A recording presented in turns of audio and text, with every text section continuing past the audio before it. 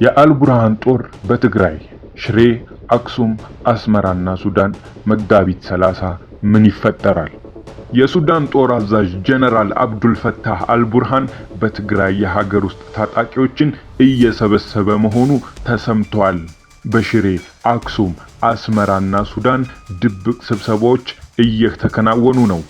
የትግራይ ክልልን የሚመሩ ሰዎች ለሁለት ቡድን ተከፍለው እየተፋጩ ነው። አንደኛው ቡድን እንደምንም ብለን ከፌደራል መንግስቱ ጋር እንስማማ ሲል፣ ሁለተኛው ቡድን ጽምዶን ጠምደን እንዋጋ ይላል። ከትግራይ ሰማይ ላይ የጭጋግ ጠሉ አልጠራም፣ ዛሬም ለዛ ምድር እንሰጋለን ይላሉ ክልሉን እንደ እጅ መዳፋቸው የሚያነቡ ፖለቲከኞች። Tensions in Ethiopia's Tigray region have escalated once again. ዛሬ ከነርሱ መሃል የሁለቱን ሐሳብ ልንሰማ ነው። በነደብረ ጽዮን ቢሮ ምን እየተዶለተ ነው?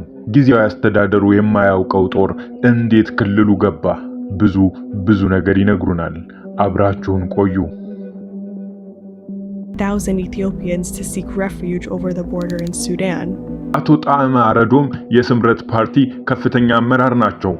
በትግራይ ጽምዶ የተባለ ቅዠት ተጀምሯል በማለት ቃለ መጠይቃቸውን ይጀምራሉ።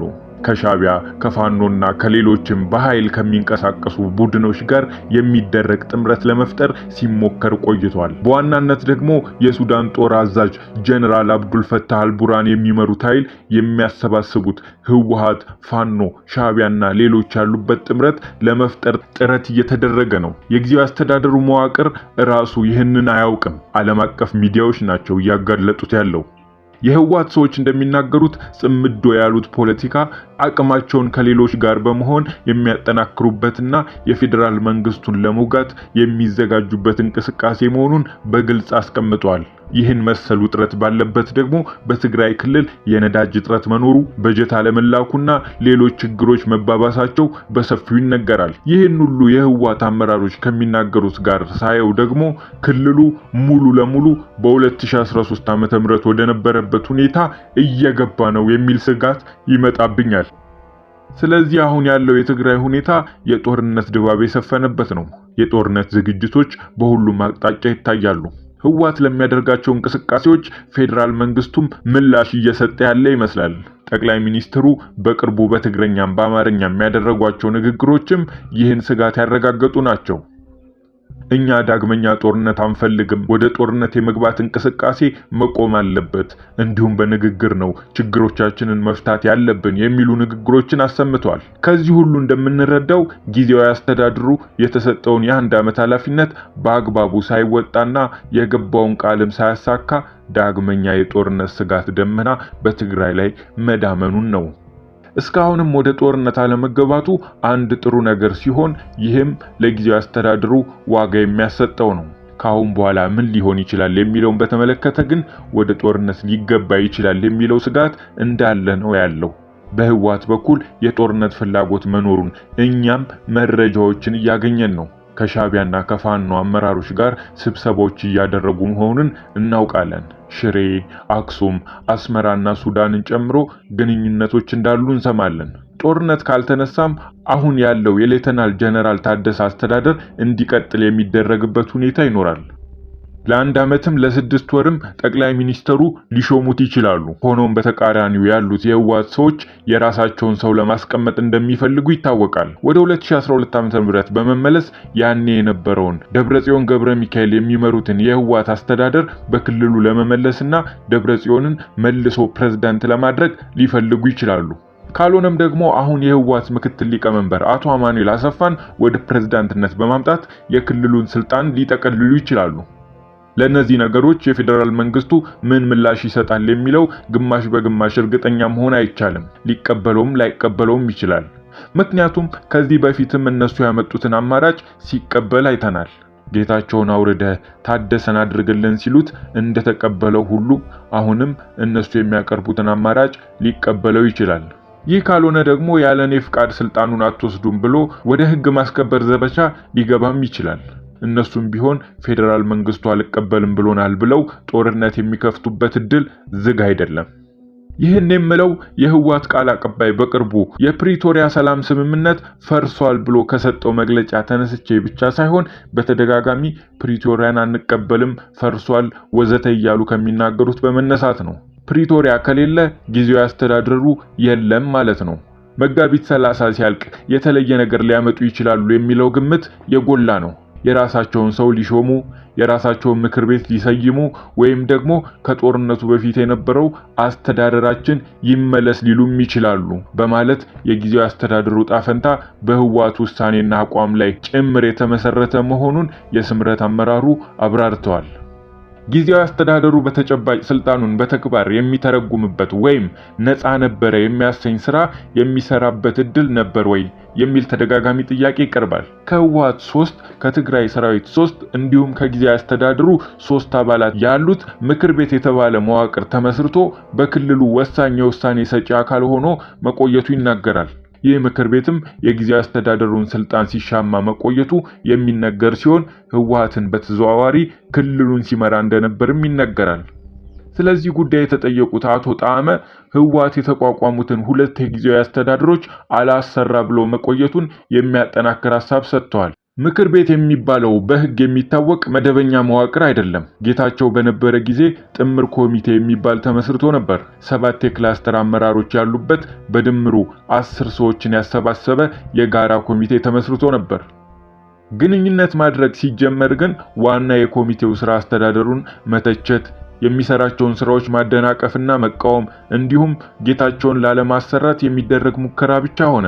አቶ ጌታቸው ይህን ሲረዳና በኮሚቴው መቆየት በስብሰባ ጊዜ ማጥፋት ሲሆንበት ጊዜ ትቷቸው ወጥቷል። ልክ እንደዚያው ሁሉ በታደሰ ዘመንም ካውንስል ብለው ስራ አደናቃፊና እጅ መጠምዘዣ መዋቅር ከጀርባ ፈጥሯል። ይህኛውን ለየት የሚያደርገው ደግሞ የካውንስሉ ዋና ሰብሳቢ የህወሓት ሊቀመንበር ደብረጽዮን ሲሆን የምክር ቤቱ ምክትል ሰብሳቢ ሆኖ የተቀመጠው ደግሞ ትግራይን በጊዜያዊ ፕሬዝዳንትነት የሚመራው ታደሰ ነው። 3 ከህወሓት 3 ከጦሩ 3 ከጊዜያዊ አስተዳደሩ ብለው የተመሰረቱት ደግሞ የጦሩና የነሱን ድምጽ ጨምሮ በምክር ቤቱ ባላቸው አብላጫ ድምጽ ተጠቅመው በትግራይ ማንኛውንም ውሳኔ ከጀርባ ሆነው ማስወሰን የሚችሉ መሆናቸውን ለማሳየት ነው። ሌተናል ጀነራል ታደሰ ወደ ምክር ቤቱ ስብሰባዎች 2 እና 3 ጊዜ የገባ ቢሆንም በሂደት ወጥቷል። ይህን ያደረገው ደግሞ በትግራይ የነበሩ ሽኩቻዎች የበለጠ እንዲከሩና ለማርገብን በነበረው ፍላጎት መሆኑ ይታወቃል። ከዚያ ውጭ ግን የነበረው የምክር ቤቱ ስብሰባ ህገወጥና ያለ ጊዜያዊ አስተዳደሩ የተደረገ ነው ማለት እንችላለን። ይህም ቢሆን ግን ህወሓት በክልሉ ሁለንተናዊ ፖለቲካ ላይ የመወሰን አቅሙ አልተነካም። የጊዜያዊ አስተዳደሩን ከመዋቅሩ የተቆረጠ አድርገውታል። ታች ወረዳና ዞን ላይ ካለው መዋቅር ጋር እንዳይገናኝ አድርገዋል። የጊዜያዊ አስተዳደሩንም ሆነ የፕሬዝዳንቱ ውሳኔዎች ደብዳቤ ተጻፈ ወይም ሰርኩላር ተረቀቀ እነሱ ካልወደዱት እንዳይፈጸም ነው የሚያደርጉት። ታች ወርደው ሰርተውበታል። ከፌደራል መንግስት ጋር የሚነጋገር ትግራይን የሚወክል ከላይ ሆኖ ክልሉን የሚመራ መንግስት አለ ቢባልም ነገር ግን አቅም አሳጥተውታል። ይህም ሆኖ ግን ጊዜያዊ አስተዳደሩ እነሱ በፈለጉት መንገድ ክልሉ ወደ ጦርነት እንዳይገባ አድርጓቸዋል። ትጥቅም ሆነ መሳሪያ ከውጭ እያስገቡ በተለያዩ አቅጣጫዎች ካሉ ኃይሎች ጋር አጋርነት እየፈጠሩ ቢንቀሳቀሱም ጦርነቱን መጀመር ያልቻሉት ግን በጊዜያዊ አስተዳደሩ ተቃውሞና እንቢታ ነው። የጸጥታ መዋቅሩን በተለይ ከላይ ያለውን የአመራር ከነሱ ጋር በማድረግ ተቆጣጥሮታል። በምዕራብ ወይም በሽሬ አካባቢ ያለው በጀነራል ምግበይ የሚመራው ኃይል ከጊዜያዊ አስተዳደሩ በተቃራኒ ሆኖ የሚሰራ ነው። የጸጥታ መዋቅሩን 3 ቦታ እንዲከፈል አድርገውታል። አንደኛው በነደብረጽዮን የሚመራ ሲሆን ሁለተኛው ሌተናል ጀነራል ታደሰ ታዛዥ የሆነ ኃይል ነው። ሌላው ደግሞ በጊዜያዊ አስተዳደሩ ብቻ ነው የሚመራው የሚል የፖሊስ ኃይል አለ። ያም ሆኖ የኃይል ሚዛኑ በእነሱ እጅ ነው ያለው። የሚፈልጉትን ሰው በኃይል ያስገድዳሉ፣ ከቢሮ ያስወጣሉ፣ ከፈለጉ ወታደር ልከው የራሳችን የሚሉትን ሰው ያስፈታሉ፣ ካልፈለጉ ደግሞ ያስራሉ። ያም ሆነ ግን ጦርነት እንዳይጀምሩና እንደፈለጉ እንዳይፈነጩ ጊዜያዊ አስተዳደሩ መግለጫ በማውጣትም ሆነ በሌላ መንገድ አግዷቸዋል በማለት አብራርተዋል። አሁን በሰፊው እንደሚነገረው በትግራይ ጊዜያዊ አስተዳደር ስልጣን ላይ አቶ አማኑኤል ወይም ደብረጽዮን ቢመጡ ህወሓት የሚፈልገውን ማስፈጸም ይችላሉ ወይ የሚል ጥያቄ ይነሳል። በዚህ ጊዜም ቢሆን ከፌደራል መንግስቱ ጋር ግንኙነት ይቀየራል ወይ የሚል ጥያቄም ይነሳል። ስለዚህና ተያያዥ ጉዳዮች ማብራሪያ የሰጡት አቶ ጣመ ዶክተር ደብረጽዮን ወይም አቶ አማኑኤልን ፌደራል ከሾመላቸው ተቋሞ አይኖራቸውም። ፌደራል መንግስት ግን እናንተ ያቀረባችሁትን ሳይሆን አዲስ አወቃቀር ሊኖር ይገባል ወይም አዲስ ሰው ያስፈልጋል ሊላቸው ይችላል። ህወሓትም እውቅና የተነፈገው ህገወጥ ድርጅት ነው ሊላቸው ይችላል። ይህ ደግሞ የጦርነቱ መጀመሪያ ውሳኔ ሊሆን እንደሚችል ገምታለሁ በማለት ተናግረዋል። ትግራይ ወደ መደበኛ የፖለቲካ ሁኔታ ሊመለስ የሚችልበት እድል ሰፊ መሆኑን የተናገሩት አቶ ጣመ የተረጋጋ የፖለቲካ ሽግግር ማካሄድ የሚቻልባቸው እድሎች መኖራቸውን አመልክቷል። አሁን ህወሓት በአመለካከት ለሁለት የተከፈለ ነው። ጽምዶ የሚባለውን ጥምረት ከሻቢያ ከፋኖና ከሌሎች ጋር ፈጥሬ ፌደራል መንግስቱን በመውጋት ስልጣን አስመልሳለሁ የሚል ጽንፍ የወጣ አስተሳሰብ ያለው ቡድን በአንድ ወገን አለ። በሌላ በኩል ተስፋ ሳንቆርጥ ተከታታይ ግንኙነቶችን ከፌደራል መንግስቱ ጋር በማድረግ በሰላም ችግሩን እንፍታው የሚል ኃይልም አለ። ጦርነት ምርጫ አይሆንም የሚል ሰላም ፈላጊ ቡድን አለ። ይህን ቡድን ግን ጽንፈኛው ኃይል እያወገዘውና እየታገለው ነው። በሁለቱ መካከል ያለው መተጋገል ገና አልለየለትም። የጸጥታ ኃይሉም ቢሆን ሁለቱን በተቃራኒ ቆሞ በመደገፍ የተከፈለ ነው። ትግራይን የሻቢያ መፈንጫ እናደርጋትም፣ ፕሪቶሪያ በህይወት አለ ብሎ ጽምዶ ካልፈጠርኩና ካልተዋጋው የሚለውን ኃይል የሚታገል ቡድን አለ። እስካሁንም ጦርነቱ ያልተጀመረው በዚህ የተነሳ ነው። ካልተዋጋን የሚሉት ህዝቡ ከነሱ ሲነጠልና ተስፋ ሲቆርጡ መሸነፋቸው የማይቀር ነው።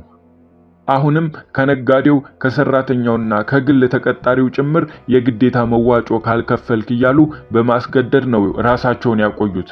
ከመንግስት ሰራተኞች 20 በመቶ በግድ ይወስዳሉ።